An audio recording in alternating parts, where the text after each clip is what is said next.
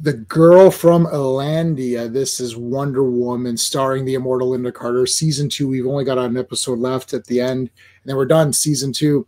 I love this episode. Prepare for some shilling. Oh man, I really like this one. Look, this is a Wonder Woman kind of episode. We got a girl with powers from an unknown dimension, alternate dimension. Okay, so Ilandia is this alternate dimension. There's people living there. Diana knows about it. They can't find the entrance to get this girl back, but somehow this bad guy, Bleeker, who's like this crazy scientist guy, mad scientist in a submarine base who has traps and weapons, and he kidnaps a girl from another dimension to use her and brainwash her to do what he says. That's a Wonder Woman episode right there. That requires Wonder Woman's attention. Wonder Woman is in this a lot. So let's start out with the storyline, which is a 2 out of 2. I just explained it to you. Isn't that cool? Look, this show had its limitations, right? With the time period, the budget, the level of effects. Clearly, none of these are going to match the Wonder Woman films, right? In terms of like scope. But I like when they do as much as they can do with what they've got. I think this one really has it.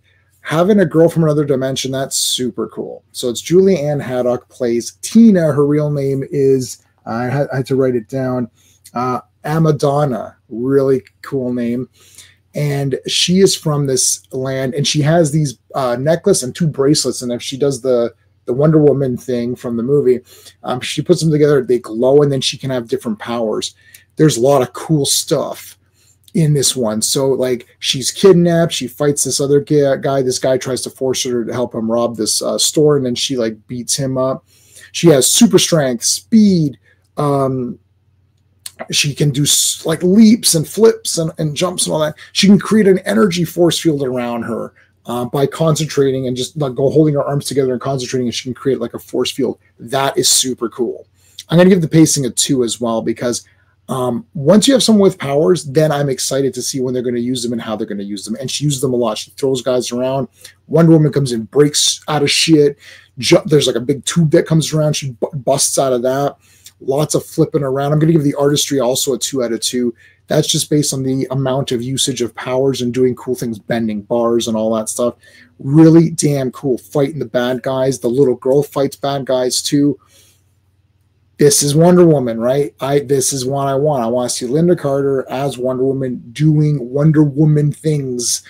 Lot of that. Now, let's talk about the characters. I wanted to spend a bit more time. I really like the characters in this episode. I'm going to give it a 2 out of 2 as well. So this is you know where this is going. I'm giving it a 2 out of 2. Firstly, obviously Linda Carter is the best, so that we don't need to talk about that. I liked Penrose. Now this is Diana's buddy, who is a reporter. He's a good, like, nice, kind man. Finds this girl, takes a liking to her, and he's like, you know what? I'm going to adopt her. I'm going to make her part of the family. And he's just like a good person. You know what I mean? And I like that, because it's like you need to have contrast in these shows. And I'm tired of this, like, oh, it's a great character. Look, the guy's a good guy. He wants to help this girl out. There you go. That's it. There's no ulterior weird motives. At first, he's like, well, it's a story. I can tell you, I want to figure out what's going on. But then he's like, you know what? I love this kid. I want to help her. If we can get her back home, we can. She learns to love him. I think that's really great. Diana says, listen, we can't get you back home. They don't take her home at the end. This is absolutely crazy. They don't take her home. She's going to stay with this guy. They find a dog. Even the dog is useful in this episode. The dog as a character was great. He warns Diana, or he goes to tell Diana that that Tina's kidnapped. Diana can speak to the dogs. Now that is a thing with her. She can, sort of communicate with animals. There's a lot of good stuff here. I mean, I've got tons of notes where I was writing down like all these cool things that were going on. The guy's got a submarine as a friggin' base. That's super cool. Yeah, I don't know. I really like this one. I'm going to give the enjoyment a 2. So I'm giving this a 10. I mean, it's not the best episode, I guess, but I really liked everything that was going on. I like when they're really trying hard to make it a Wonder Woman thing. She's in the costume a lot, lots of power usage, another superpower being. That's that's it, right? That's going to sell me. The previous episode, as you guys have seen, if you're watching these in order, was just like Diana Prince. Like Diana Prince could have solved this easily. This was a case for Wonder Woman because you're dealing with someone with powers from an unknown land, from a different dimension. So clearly Diana Prince can't pretend to know stuff because that'll look bad. Sometimes there's these stories where Diana Prince could have just solved it by herself and didn't even need to turn into Wonder Woman. But this one, you definitely need Wonder Woman because of all of those factors.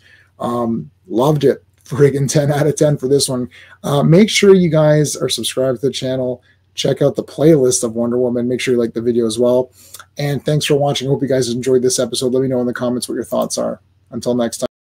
Hey friends, you've just been listening to J-Man, and he is the smartest person who ever lived. So make sure you like and subscribe.